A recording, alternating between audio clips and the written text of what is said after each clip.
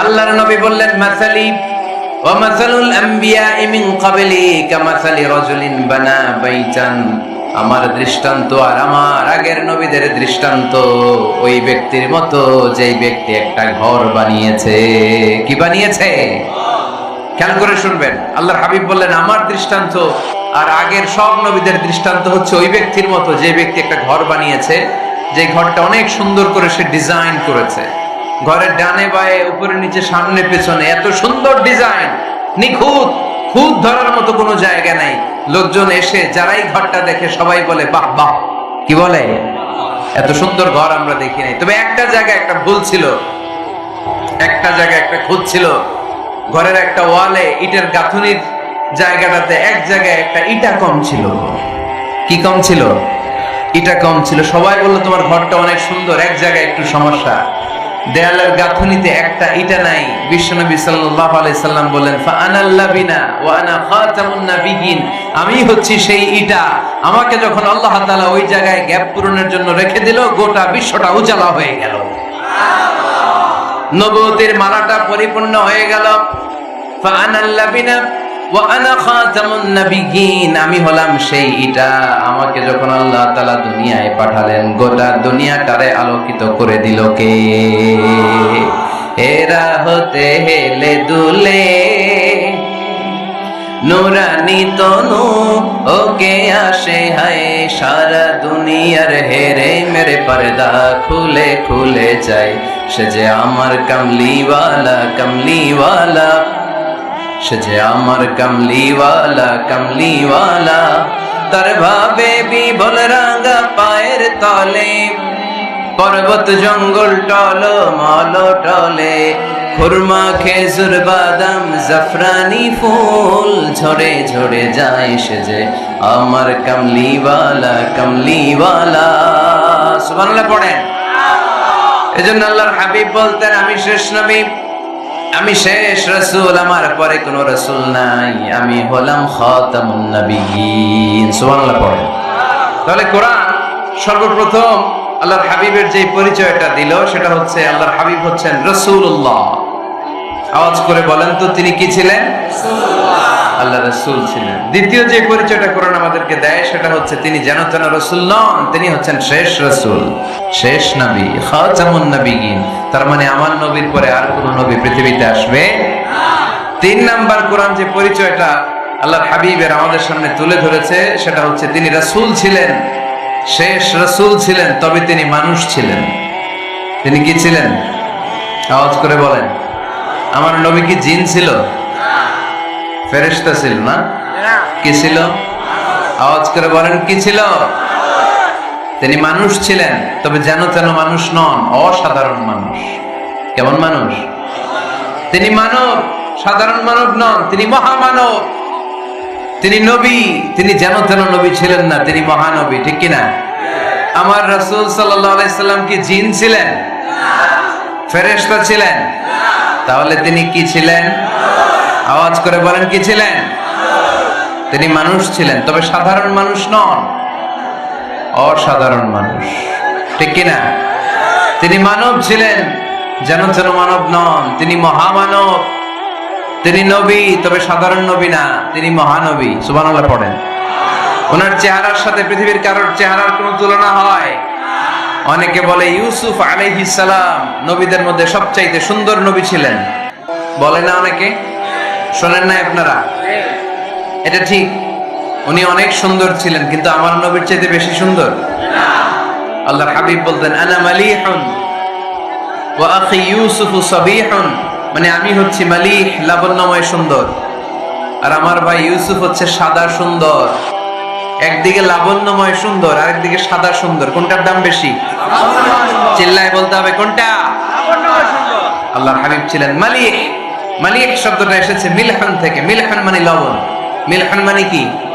লবণ। লবণ থেকে লাবণ্যময়। আল্লাহর হাবিব ছিলেন মালিহ, এত সুন্দর ছিলেন।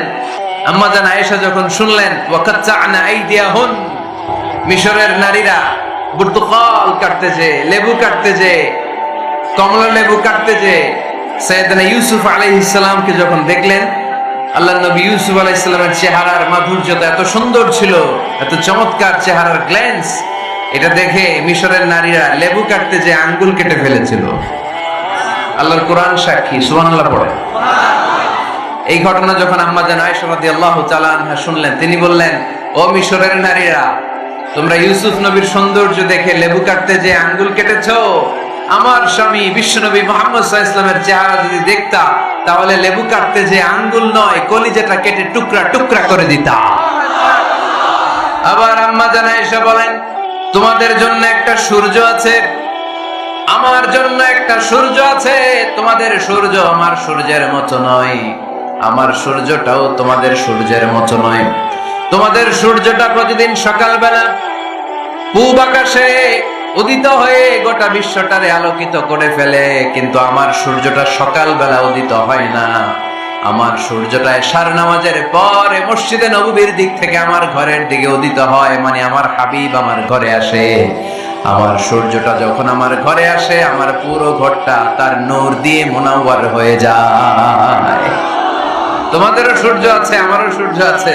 তোমাদের সূর্য ওঠে সকালবেলা, আমার সূর্য ওঠে আসার পরে। চিল্লায় পড়েন আল্লাহু আকবার।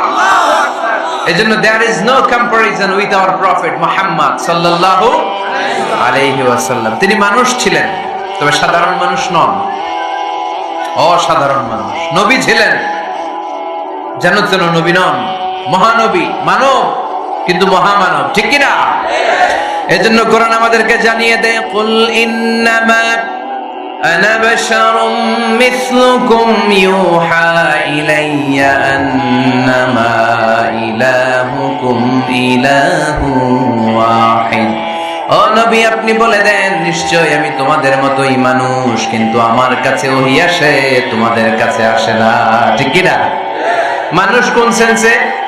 মানুষ এই সেন্সে তিনি মানুষ যে আমরা দুনিয়াতে মা বাবার মাধ্যমে আসি, তিনিও এসেছেন। আমরা পৃথিবীতে বিয়ে করি, আল্লাহর হাবিবও করেছেন। আমরা বিয়ে করলে সন্তান হয়, আল্লাহর হাবিব সাল্লাল্লাহু আলাইহি ওয়াসাল্লামের 4 কন্যা, 2-3 পুত্র সন্তান ছিল। আমরা আমাদের আঘাত পেলে গা ঝরে রক্ত বেরোয়, আল্লাহর হাবিব সাল্লাল্লাহু আলাইহি ওয়াসাল্লামের উহুদের ময়দানে দাঁত ভেঙে রক্ত ঝরেছে, ঠিক কিনা? এই সেন্সে তিনি মানুষ, কিন্তু সাধারণ মানুষ নন। তিনি অসাধারণ মানুষ, অসাধারণ, আনপ্যারালাল, ইউনিক, ফ্যান্টাস্টিক। আল্লাহর হাবিবের সাথে কারো তুলনা চলে না। আল্লাহর হাবিব সাল্লাল্লাহু আলাইহি ওয়াসাল্লাম বলেন, আল্লাহ তাআলা গোটা বিশ্বের সবাইকে তৈরি করে 2 ভাগ করলেন। কয় ভাগ? 1 ভাগ জান্নাতি, 1 ভাগ জাহান্নামী। আমাকে আল্লাহ তাআলা জান্নাতীদের মধ্যে প্রেরণ করলেন। এই জান্নাতীদেরকে আল্লাহ অনেক শহরে বিভাজন করে পৃথিবীতে পাঠালেন, আমাকে আল্লাহ তাআলা মক্কা শহরে পাঠালেন। মক্কা শহরে অনেকগুলো বংশ আছে, সেখান থেকে আল্লাহ তাআলা আমাকে কুরাইশ বংশে পাঠালেন। কুরাইশ বংশে অনেক খানদান আছে, আমাকে আল্লাহ তাআলা হাশমি খানদানে পাঠালেন। হাশমি খানদানে অনেক পরিবার আছে, আমাকে আব্দুল মুত্তালিবের পরিবারে পাঠালেন। আব্দুল মুত্তালিবের পরিবারে অনেক সদস্য আছে, এই সব সদস্য বৃন্দদের মধ্যে থেকে আমাকে শ্রেষ্ঠ মানুষ করে তিনি দুনিয়ায় পাঠালেন। আনা খায়রুকুম বাইতা আনা খায়রুকুম নাফসা। আমি ঘরের দিক থেকেও সেরা, আমি মনের দিক থেকেও সেরা, আমি ব্যক্তিত্বের দিক থেকেও সেরা। আমার চাইতে সেরা পৃথিবীতে কেউ নাই, কিন্তু ওয়ালা ফখর, এই কারণে আমি কোনো গর্ব অহংকার করি না। চিল্লায় পড়েন সুবহানাল্লাহ।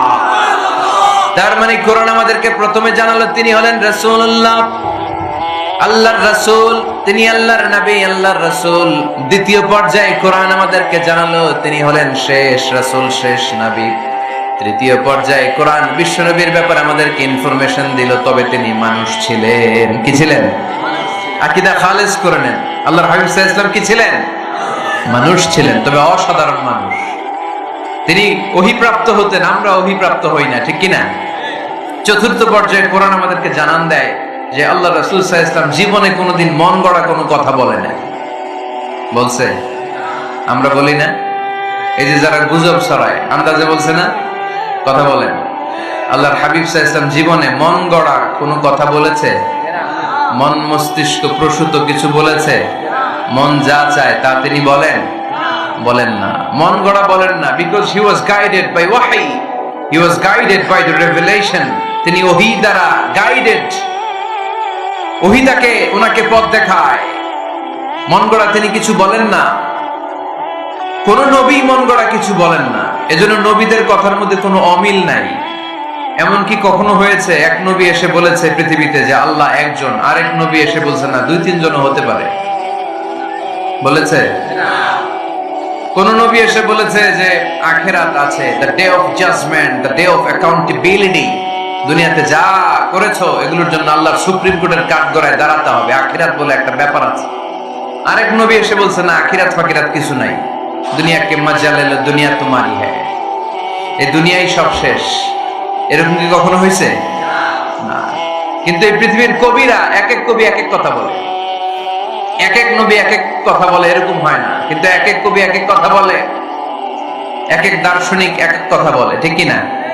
এক দার্শনিক থিওরি দাঁড় করালো, মানুষ হচ্ছে পেট সর্বস্ব জীব, মানুষের পেটের সমস্যা বড় সমস্যা, এই সমস্যার সমাধান হয়ে গেলে সব সমাধান। আরেক দার্শনিক এসে বলল না, মানুষের যৌন সমস্যা সবচেয়ে বড় সমস্যা, সেক্সুয়াল প্রবলেম, এইটা সমাধান হলে সব সমাধান। আরেক দার্শনিক এসে বলে না, পেটের সমস্যাও বড় সমস্যা না, যৌন সমস্যাও বড় সমস্যা না, মানুষ আসলে মানুষই না, মানুষ হলো বান্দর। বানর থেকে সময়ের বিবর্তনে, কালের আবর্তনে এগুলো মানুষ হয়েছে, বলছে না? তার মানে এক দার্শনিকের কথার সাথে আরেক দার্শনিকের কথার মিল আছে? আওয়াজ করে বলেন। কিন্তু পৃথিবীর একজন নবীর সাথে আরেকজন নবীর কথার কোনো অমিল খুঁজে পাওয়া যায় না, চিল্লায় বলেন ঠিক কি না? এজন্য আল্লাহ বললেন আমার নবী মন গড়া কিছু বলে না। ওমা ইয়ানতিকু আনিল হাওয়া ইন হুয়া ইল্লা ওয়াহিয়ুন ইউহা। আমার হাবিব মন গড়া কোনো কথা তোমাদেরকে কখনো শোনায় না, তিনি যা তোমাদেরকে শোনায় ওহী থেকে শোনায়। সুবহানাল্লাহ পড়েন। যা আসে তাই তিনি বলেন, মন গড়া কিছু বলেন না।